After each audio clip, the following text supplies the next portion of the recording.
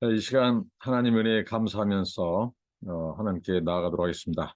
하나님 감사합니다.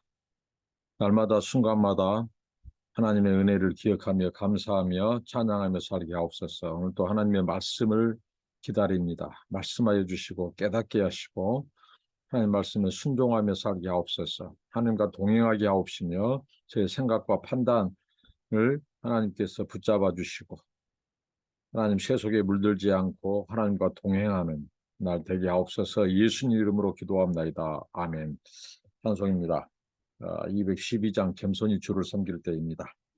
겸손히 주를 섬길 때 괴로운 일이 많으나 구주여 내게 힘주사 잘 감당하게 하소서. 인자한 말을 가지고 사람을 감화시키며 갈 길을 잃은 무리를 잘 인도하게 하소서. 구주의 귀한 인내를 깨달아 알게 하시고 굳건한 믿음 주셔서 늘 승리하게 하소서. 장래의 영광 비추사 소망이 되게 하시며 구주와 함께 살면서 참 평강 얻게 하소서. 아멘. 네, 하나님 말씀은 욥기입니다. 욥기서 3장 1절부터 26절까지입니다. 그 후에 욥이 입을 열어 자기의 생애를 저주하니라. 욥이 입을 열어 이르되 내가 낳은 날이 멸망하였더라면 산의 아이를 베었다 하던 그 밤도 그려하였더라면 그날이 깜깜하였더라면 하나님이 위에서 돌아보지 않으셨더라면 빛도 그 날을 비추지 않았더라면 어둠과 죽음의 그늘이 그날을 자기의 것이라 주장하였더라면 구름이 그 위에 덮였더라면 흑암이 그 날을 덮었더라면 그 밤이 깜깜한 어둠에 잡혔더라면 해의 날수와 달의 수에 들지 않았더라면 그 밤에 자식을 베지 못하였더라면 그 밤에 즐거운 소리가 나지 않았더라면 나를 저주하는 자들 곧 미워 야단을 격동시키기에 익숙한 자들이 그 밤을 저주하였더라면 그 밤에 새벽 별들이 어두웠더라면 그 밤이 광명을 발할지라도 얻지 못하며 동틈을 보지 못하였더라면 좋았을 것을. 이는 내 모태의 문을 닫지 아니하여 내 눈으로 환난을 보게 하였음이로구나. 어찌하여 내가 태에서 죽어 나오지 아니하였던가. 어찌하여 내 어머니가 해산할 때에 내가 숨기지 아니하였던가. 어찌하여 무릎이 나를 받았던가. 어찌하여 내가 젖을 빨았던가. 그렇지 아니하였던들 이제는 내가 평안히 누워서 자고 쉬었을 것이니 자기를 위하여 폐허를 일으킨 세상 임금들과 모사들과 함께 있었을 것이요. 혹시 금을 가지며 은으로 집을 채운 고관들과 함께 있었을 것이며 또는 낙태되어 땅에 묻힌 아이처럼 나는 존재하지 않았겠고 빛을 보지 못한 아이들 같았을 것이라. 거기서 악한 자가 소요를 그치며 거기서는 피곤한 자가 쉼을 얻으며 거기서는 갇힌 자가 다 함께 평안히 있어 감독자의 호통 소리를 듣지 아니하며 거기서는 작은 자와 큰 자가 함께 있고 종이 상전에게서 놓이느니라. 어찌하여 고난당하는 자에게 빛을 주셨으며 마음이 아픈 자에게 생명을 주셨는고 이러한 자는 죽기를 바라도 오지 아니하니 땅을 파고 숨긴 보배를 찾음보다 죽음을 구하는 것을 더하다가 무덤을 찾아 얻으면 심히 기뻐하고 즐거워하나니 하나님에게 둘러싸여 길이 아득한 사람에게 어찌하여 빛을 주셨는고. 나는 음식 앞에서도 탄식이 나며 내가 앓는 소리는 물이 쏟아지는 소리 같구나. 내가 두려워하는 그것이 내게 임하고 내가 무서워하는 그것이 내 몸에 미쳤구나. 나에게는 평온도 없고 안일도 없고 휴식도 없고 다만 불안만이 있구나. 욥의 저주 담화입니다. 욥이 자기 생일을 저주하는 장면이죠. 앞선 본문에 보면 욥의 그 신앙, 말로 그 극한의 고난을 겪고도 말로 하나님을 원망하지 않는, 말로 죄를 짓지 않는 그 욥. 그래서 우리가 그 다음에 나온 욥의 입에서 나온 그 말이 이 신앙 간증이라든가 아니면 다시 한번 하나님 앞에 그의 그 꿋꿋한 신앙의 모습, 믿음의 말이 나올 것임을 우리는 기대할 수 있는데 의외로 욥이 지금 자기 입에서 이 생애를 저주하는 그리고 사는 것보다 죽음을 갈망하는 그 욥의 모습을 보게 됩니다.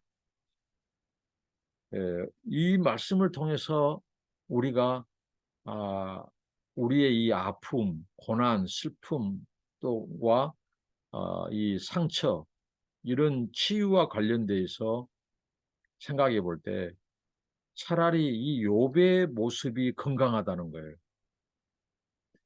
이것을 토로하지 않으면 자 욥이 오늘 자기 생일을 저주하고 심지어는 자기가 이 잉태하던 날 밤, 자기가 태어난 날 생일을 저주하면서 자기가 잉태하던 날 밤을 저주해요.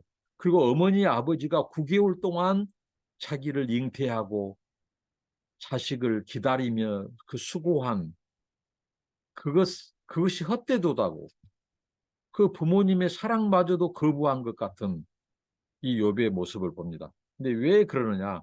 한마디로 욥은 지금 그 고통과 슬픔, 그 괴로움이 이루 말할 수 없음을 자기가 지금 토로하는 거예요. 그러니까 어떻게 보면 이 욥의 모습 속에서 우리 인간의 이 회복, 상처에 대한 이 회복과 치유의 가능성을 보게 되는 거예요. 만약에 어떤 사람이 이 극한의 슬픔과 고통이 있는데도 그것을 꾹 참고 밖으로 토로하지 않는다면 그것을 뿜어내지 않는다면 그 사람은 암으로, 암, 이 병으로 그 장기가 녹아내릴 겁니다. 암세포가 몸에 퍼질 거예요. 이 췌장암 같은 그 극도의 스트레스에서 오는 그 암으로 조기에 죽을 거예요. 근데 욥의 이 모습이 차라리 건강한 모습이죠. 왜 하나님은 우리에게 희로애락을 주셨어요. 감정 표현을 주셨어요. 그렇기 때문에 이 극한의 슬픔 가운데서 울어야 돼요. 외쳐야 돼요. 내가 너무 고통스럽다고 말을 해야 돼요. 그게 지금 이 욥의 고백이라는 거예요. 지금 욥이 자기 생일을 저주하고 자기가 잉태하던 날 밤을 저주한 것은 자기의 이 고통과 슬픔을 몸부림치는 거예요. 이렇게 하지 않으면 이 욥은 죽게 될 겁니다. 그 고통에 이 그 절망 가운데 그래서 실존주의 철학자들이 이 말하잖아요. 이 절망 같은 거, 불안, 절망 이런 것들이 오히려 죽음에 이르게 하는 병이라는 거죠. 그러니까 욥이 이러한 탄식, 그러니까 우리가 이 욥의 생일 저주 담화를 읽고 나서 욥이 믿음 없다고 정죄하다거나 욥이 너무 속물 인간이라든가 앞에서는 하나님 앞에 믿음이 있는 것처럼 보이나 또 이렇게 마음이 또 이 뒤숭숭하고 마음이 바뀌는 변덕쟁이 아닌가 하고 욥을 저주하지 말라는 거예요. 정죄하지 말라는 거죠. 어떻게 보면 욥의 모습이 정상이에요. 그가 하나님 앞에 사람 앞에 이 고통을 지금 토로하는 거예요. 사실 우리 인간들이 지상생애에서 욥보다 더 큰 고난을 겪은 사람이 있을까 정도로 욥은 지금 고통과 슬픔과 괴로움의 어떻게 보면 상징이에요. 그 욥이 입을 열어서 이렇게 후회하고 저주하죠. 내 남날이 멸망했더라면. 그러니까 생일이 없었더라면이에요. 생일이. 이 세상에 생일이 없는 사람 없거든요. 그 생일을 통해서 이 땅에 태어난 거죠. 남날이죠. 자기를 배웠던 밤, 잉태하던 밤, 어머니 아버지가 사랑을 나누고 자기를 잉태하던 밤, 그때가 차라리 없었더라면. 그러니까 그 정도로 그의 고통이 지금 심하다는 거예요. 우리가 영적인 고통과 육적인 고통이 있을 때 여러분은 어떤 고통이 더 심하다고 생각하겠습니까? 우리가 욥의 상황을 견주어 볼 때 어떻게 보면 육적인 고통이 더 심하고 괴로운 거예요. 왜 그러냐면 영적인 고통은 그나마 침묵하고며 또 때로는 잘 안 될지라도 또 기도와 또 묵상과 기다림과 이런 것들 통해 사귈 수 있어요. 시간은 좀 더 들더라. 그러나 육적인 고통, 이 욥의 고통을 보면 24시간 내내 그의 이 정수리에서부터 발끝까지 찾아오는 이 고통, 이, 이 사금팔이, 이 질그릇 조각으로 긁어야 겨우 가려움증을 없앨 수 있는, 또 다시 가렵고, 또 아내의 그 하나님을 저주하고 죽으라고 하는 그 속상한 그 아내의 그 말, 이런 여러 가지에서 오는 이 그의 지금 육체적인 이 아픔과 스트레스, 이게 더 크다는 거예요. 그렇기 때문에 그 고통이 얼마나 심했으면 자기 생일을 저주하고 자기가 태어나지 않았더라면, 생일이 없었더라면, 그리고 자기를 잉태하는 밤, 그 밤이 없었더라면, 이렇게 그러고 말합니다. 심지어는요, 날이 새지 않았더라면 말하는 거예요. 깜깜한 밤 그 상태로 있었더라면, 이 성경에서 이 깜깜한 밤은 특별히 죽음을 상징합니다. 그리고 빛은 생명을 상징해요. 생명을 말하는 거예요. 그러니까 차라리 하나님이 생명의 빛을 비추지 마시고 그냥 그 깜깜한 밤의 상태로, 그러니까 밤이 깨어나지 않았으면, 굉장히 시적이고 문학적이죠 한편으로. 밤이 깨어나지 않았으면 자기의 고통도 없었다는 거죠. 그러니까 자기가 잉태는 했으나 죽어버리는. 그러니까 어떻게 보면 이 전도자, 우리가 전도서에서 전도자가 그렇게 말하잖아요. 오히려 이 어미의 태에서 죽어 나오는 그 태아, 그 아이가 오히려 복이 있다고 말하잖아요. 그만큼 인생은 고해와 같다는 겁니다. 그만큼 인생은 헛되고 헛되다는 것이죠. 그러니까 마치 전도자의 그 말을 인용한 것처럼 이 욥이 그렇게 고백을 해요. 그러니까 아침이 오지 않았더라면, 지난 밤, 그 밤 속에 예를 들면 자기가 이 어머니 태 속에 자기가 잉태되던 날 밤, 이제 그 아이가 빛을 보지 못한다는 말은 결국 뭐예요? 엄마 태 속에서 죽는 것을 말해요. 그 죽음의 상태로 깨어나지 않았더라면, 그러니까 살아서 태어나지 않았더라면 굉장한 저주죠. 지금 이 욥이 그렇게 고백하고 있다는 거예요. 그러면서 그가 죽음을 갈망합니다. 삶보다 죽음을 갈망해요. 그러면서 그가 이렇게 말하죠. 고관들이나 그리고 이 세상의 그 영웅들, 유명한 사람들, 이 사람들 다 그들이 많은 업적, 많은 치적을 남겼으나 죽음 앞에서는 평범한 사람과 똑같다는 거예요. 고관들이나 평범한 사람이나 죽음 앞에서는 똑같다는 거예요. 왜? 그 모든 고통을 잊어버리니까요. 슬픔과 이 세상에서의 고통과 슬픔과 아픔을 다 잊어버리는 것이 죽음이니까 그 죽음을 갈망해요. 욥이. 사실 욥이 그 자기 생일을 저주하고 잉태된 날 밤을 또 저주하고, 그 다음에 어머니 아버지가 자기를 이 10개월 동안 엄마 태 속에서 잉태하고 기다리고 그 자녀를 기다리고 수고했던 그것마저도 없었더라면 하는 것은 굉장히 어떻게 보면 부모님께도 못할 소리라는 거예요. 왜? 당시에 이 무자한 자, 이 아이를 잉태하지 못한 여인은 신의 저주로 알았어요. 당시 이 시대는, 고대 근동 지방의 시대는. 그러니까 아이를 잉태하지 못한 자체가 신의 저주, 하나님의 저주라고 생각했어요. 근데 그 아이, 더군다나 그 아이가 자신이에요. 자기가 잉태됐을 때 얼마나 그 엄마가 하나님의 축복으로 알고 감사했을까요? 그 엄마 아빠가 기뻐하고. 그런데 그걸 저주해버려요. 그 생일이 없었더라면, 그분들이 자신을 잉태했던 그 상태에서 자신이 태 속에서 죽어버렸더라면, 생명으로 나오지 않았더라면, 이게 얼마나 부모님에게 어떻게 보면 그 은혜를 저버리는 굉장히 배은망덕한 언어죠. 그런데 이것을 우리가 이렇게 욥이 굉장히 부모님에 대해서 정말 함부로 말하고 하는 것에 대해서 욥을 우리가 쉽게 판단하거나 정죄하거나 욥을 그렇게 해서는 안 된다는 거예요.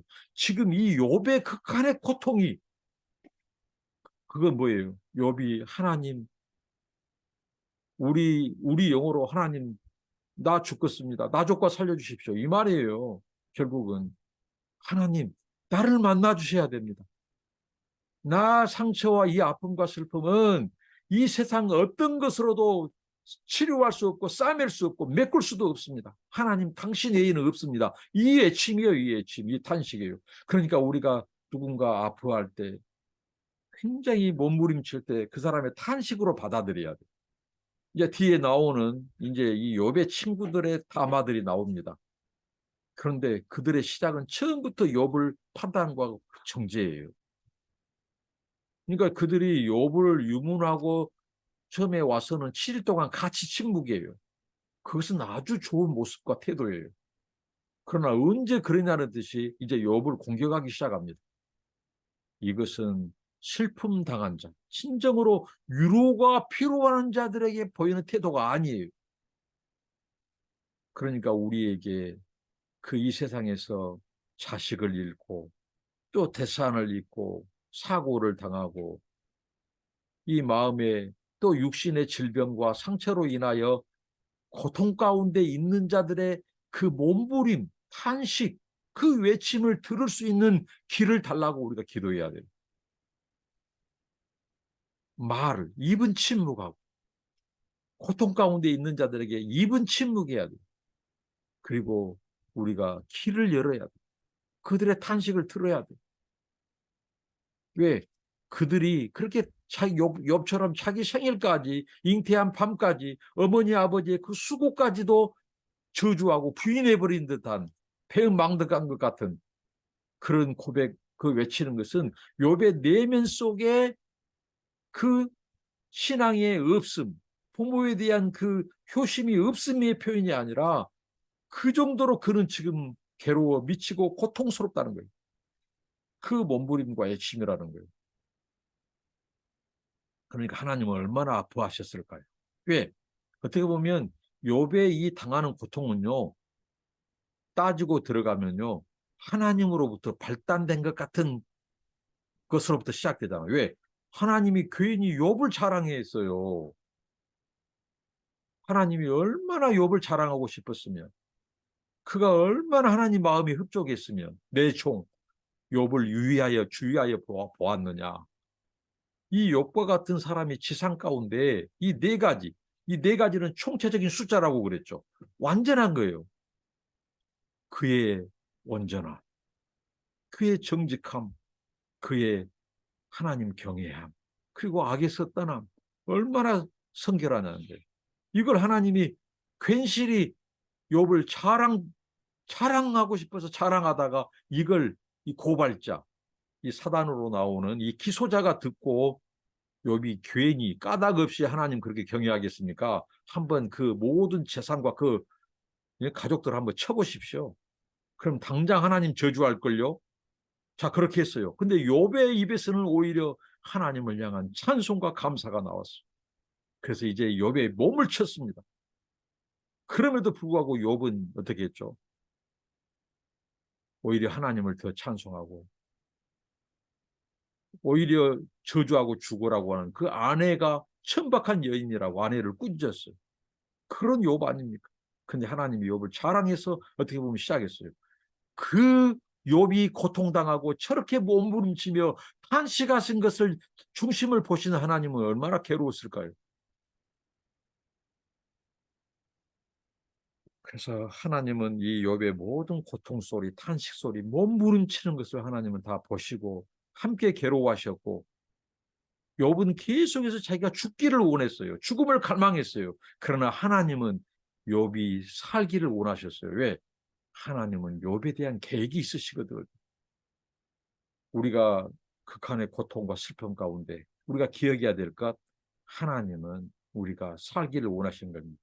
그 하나님은 우리에게 소망을 주시기를 원하신다는 사실입니다. 그리고 하나님은 그 고통이 지나가면 우리를 통해서 그 고통당한 자를 통해서 이루실 하나님의 계획과 뜻이 있다는 사실입니다. 욥이 심지어는 죽고 싶어서 죽음의 길을 찾으려고 해도 하나님이 허용치 않아요. 그 고백을 합니다. 죽음을 찾을 수 없다고. 하나님이 이 욥을 보호해버린 거예요. 지켜버린 거예요. 그렇다고 해서 우리가 생명을 끊는 것, 이런 자살을 동조하거나 그것은 아니죠. 그만큼 이 고통스럽고 괴롭다는 것이죠. 왜 하나님께서 이 괴로운 자신에게 이 어찌하여 빛을 주셨는고, 빛은 생명을 주셨다는 거죠. 죽으려고 해도 죽을 수 없고, 죽음의 길을 하나님이 멀리 감추어 버리고 찾을 수 없고, 생명을 주시고, 이 아픈 자에게 차라리 나 하나님 눈 딱 감고, 그런 말 많이 하잖아요. 나 눈 딱 감고 고통 잊어버렸으면 쓰겠다고. 그게 죽음이죠. 그러나 또 죽음이 끝이 아닙니다. 우리 인생의 사람들이 죽으면 고통 끝난 줄 알고, 때로는 그 고통이 너무 심해서 그 이해합니다. 자기 몸을 스스로 끊는 자살을 하죠. 그러나 그것으로 우리의 고통과 아픔이 끝날 수만 있으면 얼마나 좋겠습니까? 그런데 그것으로 끝나지 않죠.